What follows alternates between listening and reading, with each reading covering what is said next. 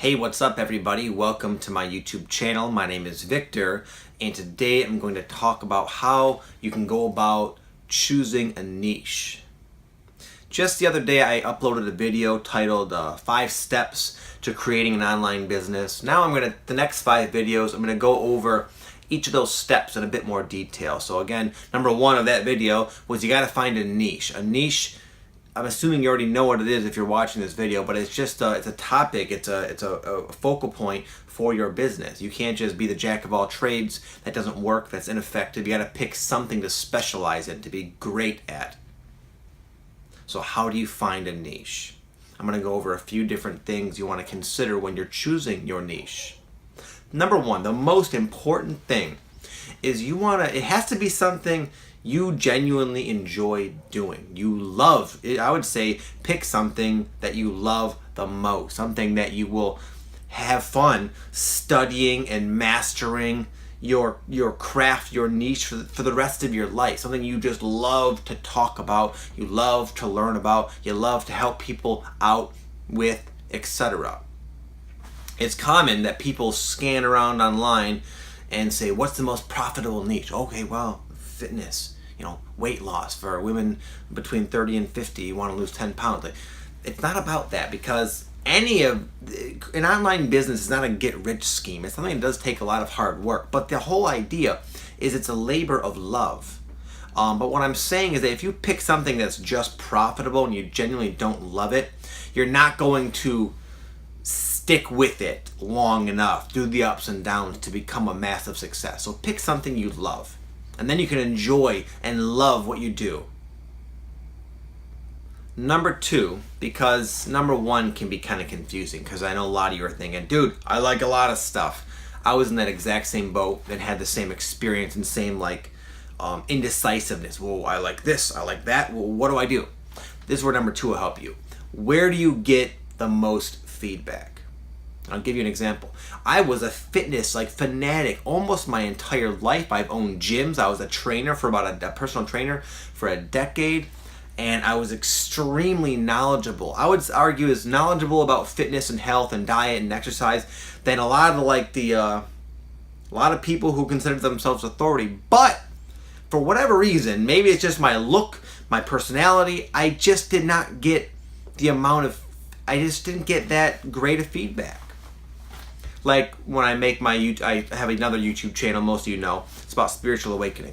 I started doing that sort of on the side, and the feedback was unbelievable. People are like, wow, that helped me a lot. That's changing my life. Oh my goodness. And there was a lot of it. A lot of people saying the same thing. Spot on. Perfect. Don't stop what you're doing. You've helped me so much. You've changed my life. That kind of thing.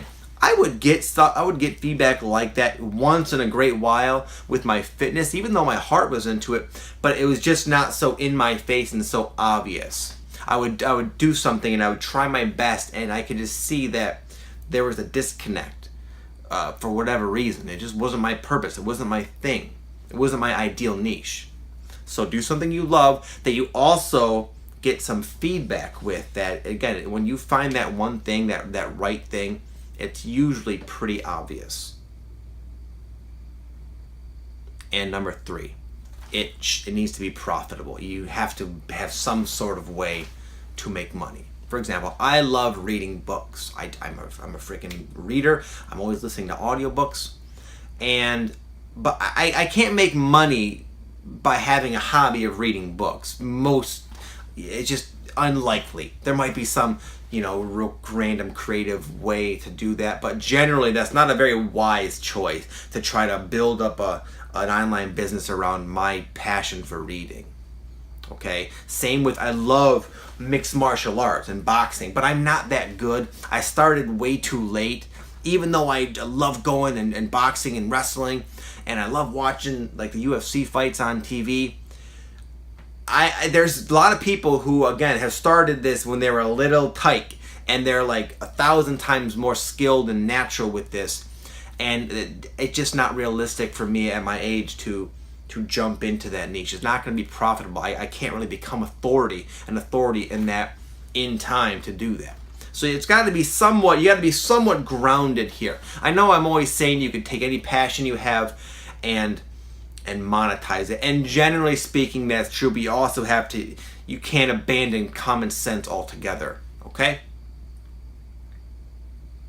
So those three things I would definitely put into consideration and work on choosing a niche. You can make money with a lot of different niches, and again, make sure it's something you really enjoy and love, so you can love what you do, and you'll just naturally exude expertise with something you love, because what you love, it's automatic. It's not a job. That's why I like it so much.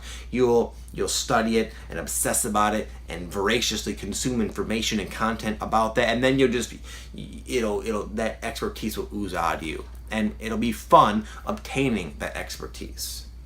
Number 2 is, again, be on the lookout for feedback.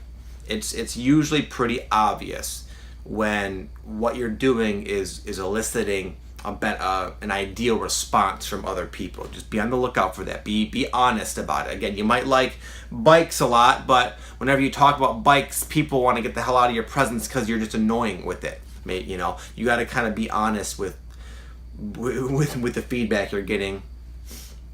And then thirdly, again, make sure it's profitable. Are there other people doing that? Are there people making money with whatever you are considering? So keep that all in mind, guys. I will speak to you tomorrow. Have an amazing day. Peace.